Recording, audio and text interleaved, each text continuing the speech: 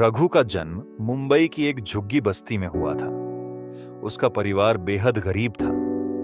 उसके पिता रिक्शा चलाते थे और मां घरों में बर्तन मांजती थी।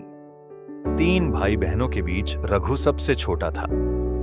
घर में रोज की रोटी जुटाना भी किसी जंग से कम नहीं था। रघु की पढ़ाई की शुरुआत एक सरकारी स्कूल में हुई, लेकिन उसके पास किताबें नहीं थीं, ना यूनिफॉर्म, और कभी-कभी तो खाने को भी नहीं होता था। कई बार भूखे पेट स्कूल जाना पड़ता था।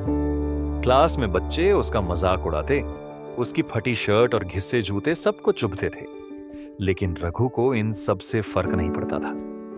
वो जानता था कि शिक्षा ही उसका एकमात्र हथियार है गरीबी से लड़ने का। स्कूल के बाद वो अपने पिता की मदद करने निकलता, किसी दिन पंक्चर की दुकान पर तो किसी दिन चाय के होटल में। लेकिन एक चीज जो उसने कभी नहीं छोड़ी वो थी सीखने की भूख। एक दिन अचानक उसके पिता को हार्ट अटैक आ गया और उनका निधन हो गया। रघु की दुनिया उजड़ गई। मां की कमाई से अब घर नहीं चल पा रहा था। धीरे धीरे सब कुछ बिक गया और एक दिन ऐसा आया जब रघु और उसकी मां को घर से निकाल दिया गया। अब उनके पास सिर छुपाने को छत नहीं थी। स्टेशन के प्लेटफॉर्म पर रात बिताना आम बात हो गई थी। रघु का स्कूल छूट गया, लेकिन उसका सपना नहीं।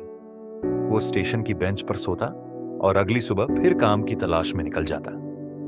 एक दिन एक किताब उसके हाथ लगी, रिच डैड पुअर डैड, जो किसी ने फेंकी थी। रघु ने उसे उठाया और पढ़ना शुरू किया। यह किताब उसके जीवन की दिशा बदलने वाली थी। उसने पहली बार सीखा कि पैसा कैसे काम करता है, बचत क्या होती है और फाइनेंशियल फ्रीडम किसे कहते हैं। अब रघु ठान चुका था कि वो सिर्फ पेट भरने के लिए काम नहीं करेगा, बल्कि जिंदगी बनाने के लिए काम करेगा।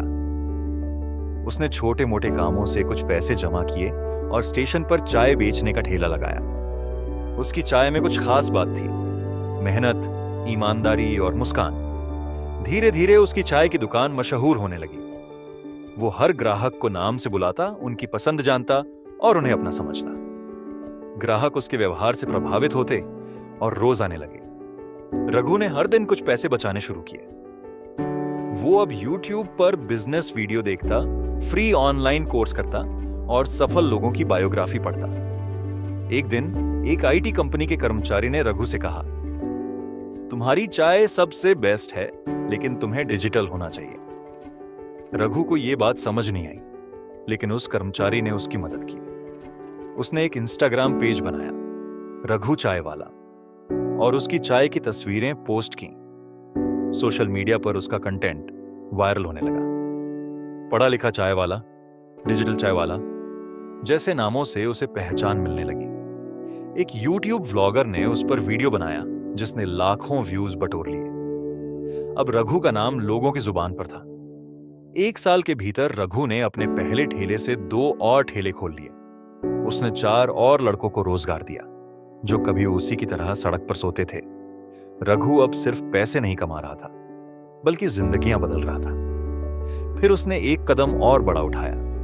चाय कैफे नाम से एक छोटा कैफे खोला।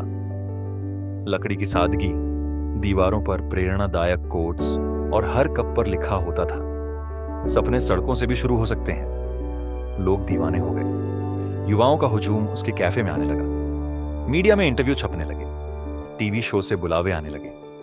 5 साल के भीतर रघु की कंपनी, रघु की चाय, एक ब्रांड बन चुकी थी। अब 30 शहरों में 60 आउटलेट्स थे। हर जगह एक जैसी क्वालिटी, सेवा और वही मुस्कान। रघु अब मोटिवेशनल स्पीकर भी बन चुका था। उसने TEDx पर भाषण दिया, फुटपाथ से फोटन, जिसने लाखों युवाओं को प्रेरित किया।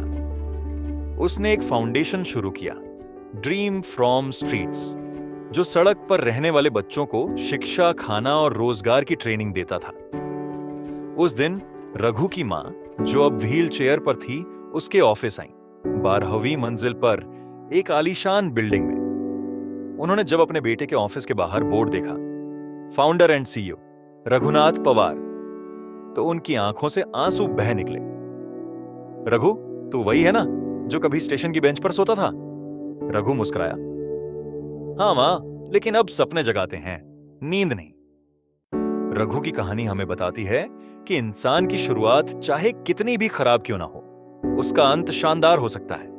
अगर वो हार ना माने, सीखे, उठे और चलना ना छोड़े। उसकी सफलता सिर्फ उसकी नहीं थी, वो उन सब का प्रतीक बन चुका था जो जिंदगी से हार मान चुके थे।